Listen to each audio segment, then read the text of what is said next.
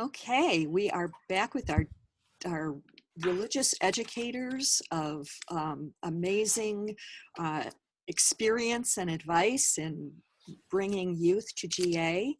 And we're going to talk about the coming home aspect of GA. I know it's a little early to be thinking about that, but it's so often that um, a youth group may get back from GA right at the time when their congregation is dispersing and for the summer. And we want to be sure that we plan ahead of time so that their post experience is taken care of. What kind of things do you folks do to help youth get the most out of their GA experience by, wrapping it all up in a big bow? Well, a couple of years ago, we had an adult leader in the congregation who had a vision of trying to do a summer service, which brought the GA experience back to the congregation. And as this vision and idea kept being articulated, I finally said to him, so what I'm hearing you say is you want a youth-led service on the GA youth experience. And he said, yes, that's correct. I said, I can help you with that. So for the first and only time in my career, I did a youth-led service in the summer. And there's a lot I could say about that in a separate call, but it was a really cool thing for those that went to think about the highlights, the things that were meaningful, and to have a way and an avenue to share those things. So if there's a way to incorporate something like that, that could be a really positive thing. We also do something in the services in July, because we do year-round services, and we don't do a whole service, we do a piece. So it might, we take a little piece where the youth can share their experiences. And what we've done the last two GAs is we've done video during the GA, and then the youth edit and put it together, and then we show that like 3-minute little synopsis of everything.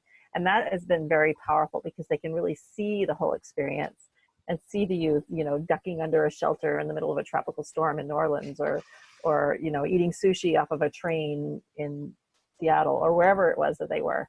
And it sort of brought home not only what's happening in GA, but also their broader experience. Yeah, we run into we have a challenge because we get back, and usually it is the very next week that our district summer camp happens. And so our youth are right off again to another thing. And so, and then it just cascades from there. And so what we've found, I love these ideas of being in the service. That sounds amazing. But what we've found to be achievable for our youth is to do a short write-up that then goes in our monthly newsletter. And so getting the write-ups and reminding them, getting them on that can sometimes be a challenge, but I find that reminding them throughout the week at GA is actually really helpful.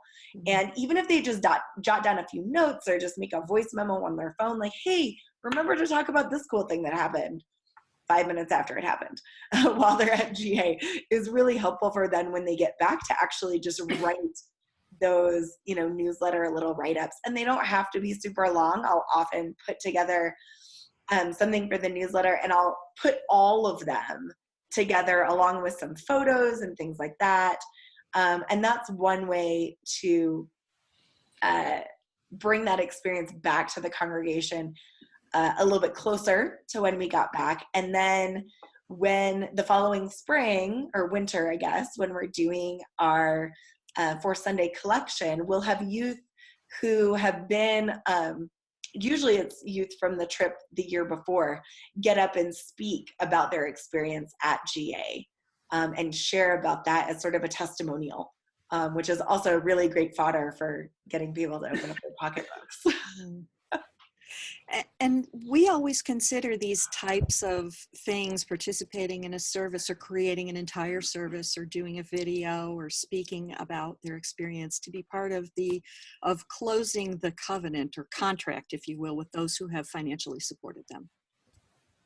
Yeah, and we set that expectation before we leave. I mean, well before, when their fundraising process, so that youth are thinking about that. It is not just, 5 days on an adventure. It's the prep before it, and it's the full thing afterwards. And it's a covenantal relationship with those who supported you in going, and with the congregation, because you're building that excitement about the experience and expectation for the next time.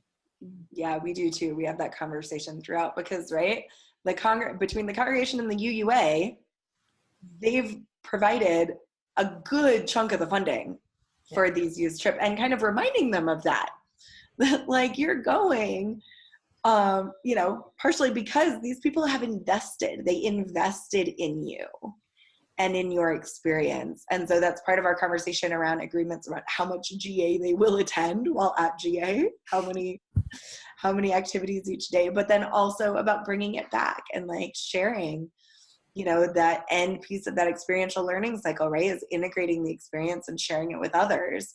And so that piece is huge. Also, the General Assembly office sends out surveys after GA, and we wish they were filled out more by youth. It's a challenge for us to get youth to fill out those surveys, but it's so important for us to be able to know what kind of experience they've had, even if it's negative, especially if it's negative, because we have a covenant and a contract to them as well, to be able to correct these types of situations, before they happen, so we can, make changes for the following year. And also our office, the Office of Youth and Young Adult Ministries, also sends out separate surveys to everyone who received a scholarship or grant to attend. And these are both simple online surveys, and we send you an email with links, and for folks to fill those out as well, providing us with their comments and constructive criticism, but also their really special moments, gives us an opportunity to justify our budgets and get funding ourselves, so it helps the circle continue to go. Deborah, a question for you. If a youth received a scholarship, are they going to get 2 different survey links, and do they need to do both of them? Anyone who receives a youth and young adults scholarship will get an email with a link from me. The General Assembly office also sends out an email with a link to their general GA survey to everyone who's registered. So whatever email address you use on your registration, that's the one that would send them to. And they both do different things. Okay, so we should fill them both out. Yes. And if a congregation gets a youth group grant, that will be going to the adult of record who's coordinating the grant for the youth group. But we ask that they share the link with their youth so that the people who have, directly benefited from the grant can provide us with their feedback. Well, thank you so much. This is really helpful for us to know what kinds of things you can do to solidify the transformation and faith development part of their experiences at GA, and also to give back to people who have given them so much to be able to get there. Thank you.